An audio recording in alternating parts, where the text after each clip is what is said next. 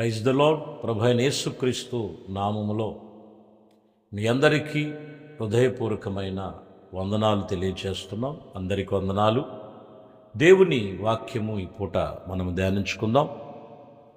యెషయా గ్రంథము 57వ అధ్యాయము 15వ వచనం చదువుతున్నాం. మహాగణుడు, మహోన్నతుడు, పరిశుద్ధుడును, నిత్య నివాసి అయిన వాడు ఇలాగున సెలవిచ్చుచున్నాడు. నేను మహోన్నతమైన పరిశుద్ధ స్థలములలో నివసించువాడను. ఆయన వినయము గల వారి యొక్క ప్రాణమును ఉజ్జీవింపచేయునట్లు, నలిగిన వారి ప్రాణమును ఉజ్జీవింపచేయుటకును, వినయము గలవారి ఎదుట, దీన మనస్సు గలవారి ఎదుటనే నివసించుచున్నాను. ఈ వాక్యములో చెబుతున్న మాట, మహాగణుడు, మహోన్నతుడు, పరిశుద్ధ స్థలములో నివసించువాడు. ఇప్పుడు భూమి మీద ఎక్కడ నివసిస్తున్నారు, ఎవరితో నివసిస్తున్నారు అనేది మనం ఇక్కడ చూస్తే, వినయము గలవారు, దీన మనస్సు గలవారితో నివసిస్తారు. ఈరోజు దీన మనస్సు ఎంతమంది జీవితంలో ఉంది? ప్రభువుని వెంబడిస్తూ మనసు మారని భక్తి చేస్తున్నారు, మనసు మార్చుకోలేని భక్తి చేస్తున్నారు. మార్పు చెందలేనటువంటి భక్తి చేయటం వలన అలా ప్రార్థన వినడు, అలా ప్రార్థనకి ప్రతిఫలము రావట్లేదు అనేది ఇక్కడ మనకి వాక్యం రుజువుపరుస్తుంది. ఎవరు వారి ప్రార్థన విని ఎవరితో ఉంటాడు ప్రభు అంటే, దీన మనస్సు గలవారి ఎదుట ఆయన నిలిచి ఉన్నాడు. వినయము కలిగిన వారి ఎదుట ఆయన నిలిచి ఉన్నాడు. ఈరోజు దీన మనస్సు అనేది దేవుని విషయంలో మనం చాలా జాగ్రత్తగా గమనించాలి. యేసు ప్రభు వారు ఆయన సువార్తలో, మత్తయి సువార్తలో 11వ అధ్యాయం 28లోకి వచ్చేలకే సర్వజనులు పిలుస్తున్నాడు. సర్వజనులారా, ప్రయాసపడి భారం మోసుకొనుచున్న సమస్త జనులారా రమ్మని పిలిచారు. 29లోకి వచ్చేలకి అంటారు, నేను సాత్వికుడను, దీన మనస్సు గలవాడును గనుక మీ మీద నా కాడిని ఎత్తుకొని నా ఎదుట నేర్చుకోండి, అప్పుడు మీ ప్రాణమునకు విశ్రాంతి దొరుకుతుంది. ఏమి నేర్చుకోవాలి ఇక్కడ?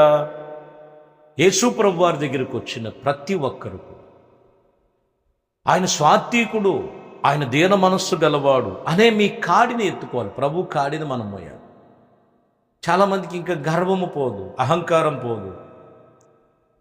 ప్రభుని సన్నిధిలో నడుస్తూ ప్రభు వలనే నేను ఉండాలి. యేసు ప్రభు వారు మనతో ఎప్పుడు ఉంటానంటున్నాడు? మీరు నేర్చుకోవాలి దేవుని దగ్గరికి వచ్చి. ఆ మనసు మారాలి, ఆ తలంపులు మారితే దేవుడు నీతో ఉంటాడు. నీ వాళ్ళనే కొన్నిసార్లు కఠినంగా చూస్తుంటావు, నీ తోటి సహోదరుల్ని కఠినంగా మాట్లాడుతుంటావు. నీ తోటి సహోదరులతోనే చక్కనైనటువంటి సాత్వికమైన సమాధానం వారికి ఏవో. ఇది మారిన మనసా, మారని మనసా? అందుకని ఇక్కడ అంటాడు, నేను సాత్వికుడును, దీన మనస్సు గలవాడును గనుక మీ మీద నా కాడిని ఎత్తుకొని నా యొద్ద నేర్చుకో. ఈరోజు అంశం ఏంటంటే, దీన మనస్సు గలవారి యందే దేవుడు నిలిచి ఉంటాడు. దేవుడు నిలిచి ఉంటాడు. ఇది మనం నేర్చుకోవాలి. చూడండి, మీకా గ్రంథములో, ప్రవచన గ్రంథములో అక్కడ అంటాడు యేసు ప్రభువాని గురించి, ఆ ప్రాంతాన్ని గురించి, అల్పమైన స్వల్పమైన బెత్లెహేమును గురించి అక్కడ ప్రవచన వాక్యం అక్కడ కనపడుతుంది. 5వ అధ్యాయం 2వ వచనములో, బెత్లెహేమా ఎఫ్రాతా, యూదావారి కుటుంబములో, నీవు స్వల్పమైన గ్రామములో నీ కొరకు ఇజ్రాయేలును ఏలుబోవాడు నీలో నుండి వచ్చును. పురాత కాలం మొదలుకొని శాశ్వత కాలము వరకు ఆయన ప్రత్యక్షమాయను. ఎందుకు ప్రత్యక్షమై ఉన్నారు అక్కడ? స్వల్పమైనది గ్రామం, స్వల్పమైనటువంటి మనుషులు, స్వల్పమైనటువంటి జీవితాలలో ఇదిగో ఆశ్చర్యకరమైనటువంటి గొప్ప కార్యాలు ప్రభు వారి జీవితంలో చేయటానికి పురాత కాలము మొదలుకొని శాశ్వత కాలం వరకు వారిలో దేవుడు సంచరించటానికి, వారితో సంచరించటానికి. అల్పమైన వారి జీవితాలు, ఒకప్పుడు ప్రభు దగ్గరికి రాక మునుపు చాలా స్వల్పమైన అల్పమైన మాటలు మనం వింటాం. ఒకప్పుడు మేము ఈ స్థితిలో ఉన్నాం, ప్రభువుని నమ్ముకున్న ఈ స్థితిలో పెట్టాడు. ప్రతి ఒక్కరిని ఆ స్థితిలో పెట్టడానికి దేవుడు పిలిచింది.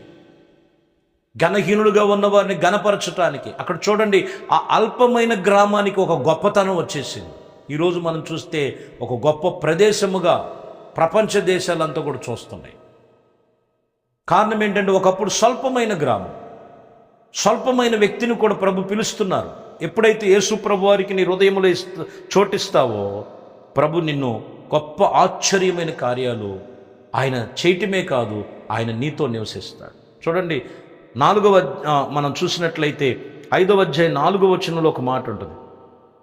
ఆయన నిలిచి యెహోవా బలము పొంది తన దేవుడైన యెహోవా నామమును మహిమ కలిగినటువంటి ఆ మహత్యమును బట్టి తన మందను మేపును కాగా, వారు ప్రతి విషయములో నిలుతురు. ఆయన భూమి అంతటి వరకు ప్రబరిలుగునట్లుగా, ఆయన ప్రబరిలినట్లుగా ఆయన బలము, ఆయన సన్నిధి వారి మధ్యలో ఉంది. ఎందుకంటే చూడండి, వాక్యం చెప్తున్న మాట, వారిలో నేను నివాసము చేస్తాను. ఇక్కడ మనం గమనిస్తే ఎప్పుడు నివాసం చేస్తున్నారు అనేది మనం చూసినట్లయితే, లేఖనం చెప్పినటువంటి మాటల ప్రకారం సర్వశక్తి కలిగిన దేవుడు ఎప్పుడు వారిలో నివసించగలిగినటువంటి స్థితిలో వారిని ఉంచుతున్నారంటే, లేఖనం ఇక్కడ చెప్తున్నటువంటి సత్యం ఏమై ఉన్నదంటే, ప్రభు మన దేవుడు మనతో నివాసము చేసేటువంటి అనుభవాలు మనకు కనపడతాయి. కాబట్టి ప్రియమైన దేవుని బిడ్డలారా, ఎఫెసీయులకు రాసిన పత్రికలో కూడా 3వ అధ్యాయం 16వ వచనంలో, క్రీస్తు మీ హృదయములో విశ్వాసము ద్వారా ఏలుబడి చేయనివ్వండి. నివసించున్నట్లుగా నీలో నివసించాలంటే 3వ మాట విశ్వాసం ఉండాలి. విశ్వాసం ఉండాలి. విశ్వాసము ద్వారానే చూడండి దేవుడు నీతో నివసించాడు. ఒకటెక్కడ మనం గమనించినట్లయితే ఏమైనదంట, దీన మనస్సు కలిగి ఉంటమే దేవుడు నీతో నివసిస్తాడు. రెండవది ఇక్కడ చూస్తున్న మాట, విశ్వాసము కలిగి ఉండాలి. విశ్వాసం చూడండి, విశ్వాస పట్టికలో మనం చూస్తే హెబ్రీయులకు రాసిన పత్రికలో 11వ అధ్యాయం 4వ వచనంలో మొదటి విశ్వాసం గురించి చెప్తున్నారు. అక్కడ విశ్వాసమును బట్టి ఏబేలు కంటే శ్రేష్టమైన బలి అర్పించను. దేవుడు అర్పణను గురించి సాక్ష్యం ఇచ్చినప్పుడు అతడు ఆ విశ్వాసమును బట్టి నీతిమంతుడని సాక్ష్యము పొంది అతడు మృతి పొందెను. చూసారా, ఏబేలును గురించి చెప్తున్నారు.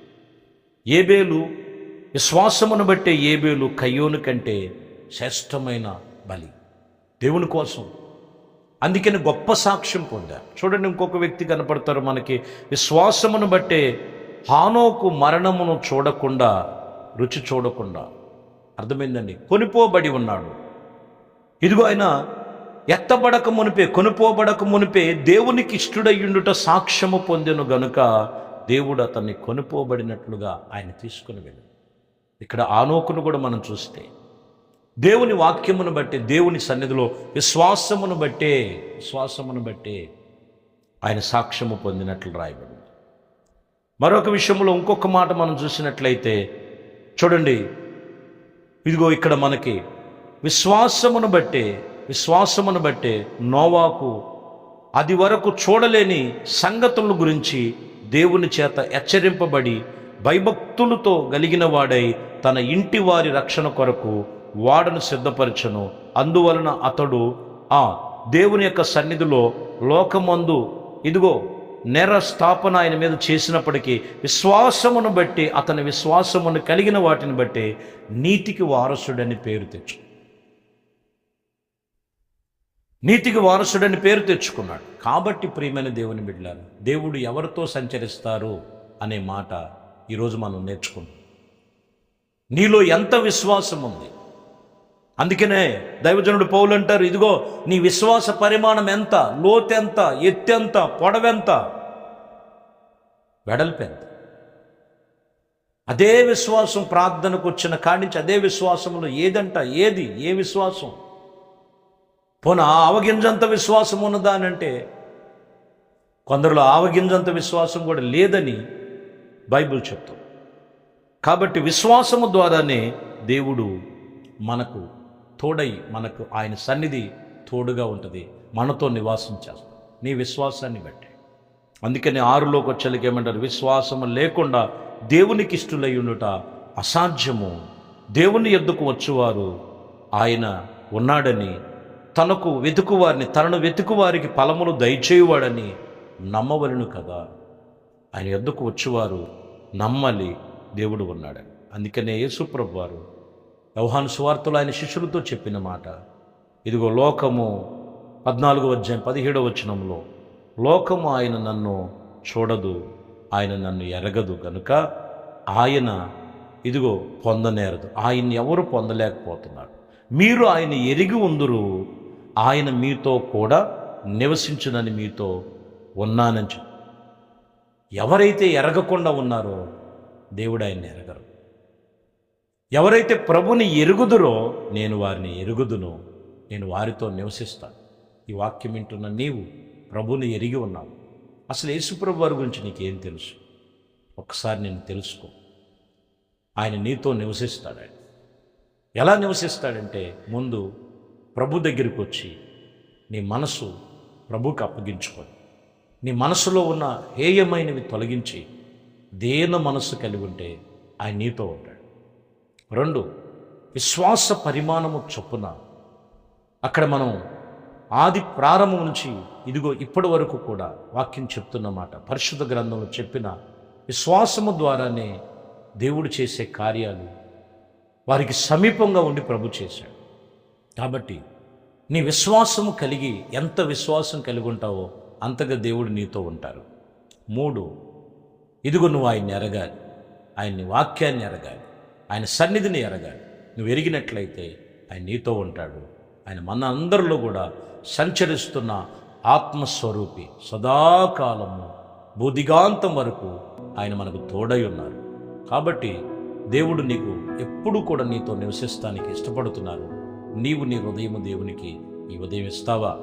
నీ కొరకు చిన్న ప్రార్థన చేస్తాను. పరిశుద్ధుడా, ప్రేమాస్వరూపి, దయగలిగిన మా ప్రభువా, మీ శ్రేష్టమైనది పరిశుద్ధ నామమునకు స్తోత్రాలు. ఇదిగోనైనా ఈ వాక్యం వింటున్న మీ బిడ్డలను హృదయమును విప్పి నీ సన్నిధిలో ప్రార్థన చేస్తాను. ఆ మనస్సు మారి దీన మనస్సు గలవారి ఎడల నీవు నివసిస్తావు. విశ్వాసము గలవారి ఎడల మీరు నివసిస్తారు. మిమ్మల్ని ఎరిగిన వారి ఎడల నేను ఎరుగుదును, వారితో ఉంటానని చెప్పాను. అవ్వా, ఈ 3 విషయాల్లో ప్రతి ఒక్కరి జీవితాలు నీరు కట్టి ఫలింపు చేసి, మేము వెళుతున్నాం, మేము చేస్తున్న ప్రార్థనలన్నీ కూడా విని మా మార్గములన్నిటికీ మీరు తోడై ఉండి సహాయం చేసి సమస్తమును మీకే అప్పగిస్తున్నాం. సర్వ మహిమ, ఘనత, ప్రభావాలు మీకే పొందు. నజరేయుడైన యేసుక్రీస్తు నామములో ప్రార్థించి వేడుకొనుచున్నాము తండ్రి. ఆమేన్. ప్రభు మిమ్మల్ని దీవించి ఆశీర్వదించుగాక. ఆమేన్.